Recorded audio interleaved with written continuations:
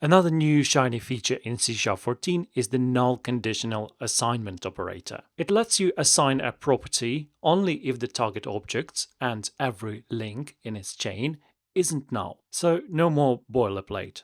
Let's say you have a person class with a name property and you want to assign the name property only if person is not null. Before C# 14, you needed to null check a variable before assigning it to a property. But now you can simply use null-conditional assignment. The right side of the equal operator is evaluated only when the left side isn't null. Therefore, if person is null, the code doesn't even call getCurrentName. Obviously, it's a huge time saver if you have nested nullable properties. Say you're building a game which has a player object and you want to assign a default weapon. Boom, no null checks, no tears, just one line of code and a very underwhelming weapon.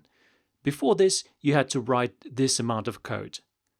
Null-conditional assignment works not just with member access, but with array access as well. Say, if you had a player array which can be null, you can use null-conditional assignment to assign an element of this array if the array is not null, like this.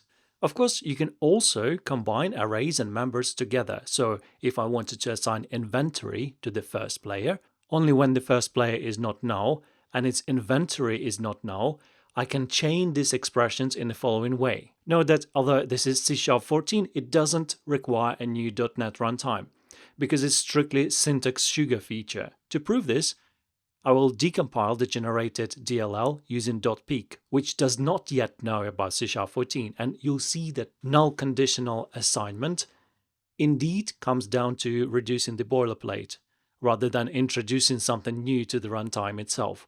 Obviously, you should use it sparingly in performance-critical execution paths, as this does add extra null check instructions. I would recommend using this in situations when you would write the boilerplate yourself anyways. That was null-conditional assignment in C# 14. It's clean, concise, and it's one more reason to stop manual null checks. Smash that like and subscribe button like you smash null references. And remember, if your code compiles on the first try, you probably forgot to save.